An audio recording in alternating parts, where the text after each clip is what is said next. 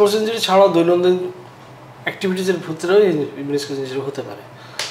Meniscus জিনিসটা কি, দুইটা নি জয়েন্টের মধ্যে থাই বোন এবং লেগ বোনের মাঝখানে একটা কুশন থাকে, এই কুশনটার নামই হলো মিনিসকাস।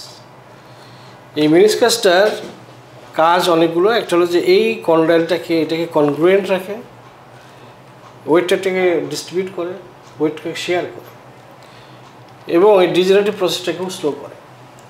তো এই মিনিসকাসটা যদি একটা অকওয়ার্ড পজিশনে দুইটা হাড়ের মাঝখানে আটকে যায় তাহলে কট করে এটা ছেড়ে যেতে পারে।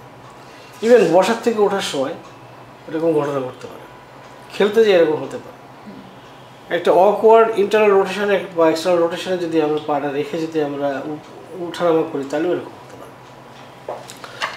স্পোর্টস ইঞ্জুরি আপনি সাধারণত যে ঘটনাটা ঘটে এইরকম ছেড়ে যায়, ক্যামেরা দেখতে পাচ্ছি। হ্যাঁ স্যার, দুইটা হাড়ের মাঝখানে পর্দাটা মাঝখান থেকে ফেটে গেছে।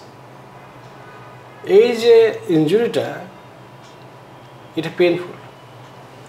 যখন হাঁটুর মধ্যে এরকম মিনিসকাস ইনজুরি হয় তখন হাঁটতে গেলে প্রতিটা স্টেপে পেনফুল, পাটা চিকন হয়ে যায়, পায়ের মাসলগুলো ওয়াস্টেড বা আর পায়ের ভিতরে রস জমা যায়।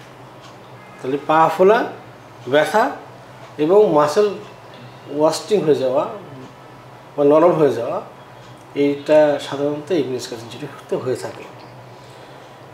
এইটা ক্লিনিক্যাল এক্সামিনেশন করে ভালো করে বোঝা যায়।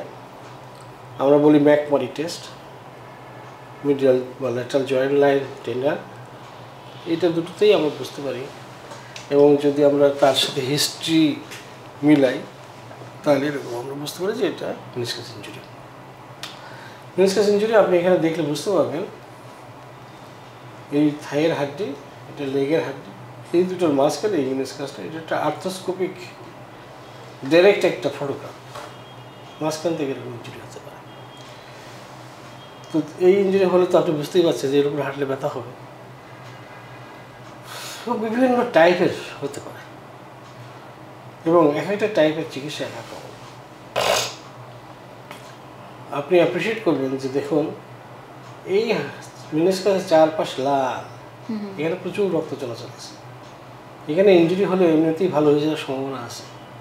কিন্তু যখন এই সাদা জায়গায় ইনজুরি হবে এটা আর ভালো হবে না, কারণ এখানে রক্ত চলাচল নাই।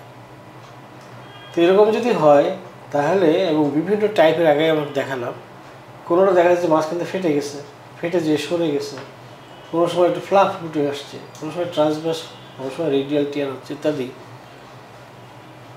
আগের ট্রিটমেন্ট ছিল ইনজুরি হয়েছে কেটে ফেলে দাও, আমরা এখন আর এটা কাটি না, আমরা এবং এ করে দেখি কোন গ্রেডের ইনজুরি আছে এটা এবং কোথায় আছে, সেই অনুপাতে আমরা যদি অল্প জায়গা হয় তাহলে একটু কেটে ফেলে দিলাম, যদি পেরিফেরাল যেখানে রক্ত চলাচল বেশি হচ্ছে তাহলে সেখানে আমরা সেলাই দিয়ে দিলাম। এবং এগুলো করা যায় ছোট্ট ছিদ্র করে 1 ইঞ্চির 8 ভাগের 1 ভাগ ছোট্ট একটা নিক করে তার ভিতরে ক্যামেরা ঢুকিয়ে ছেড়ে দিয়ে আমরা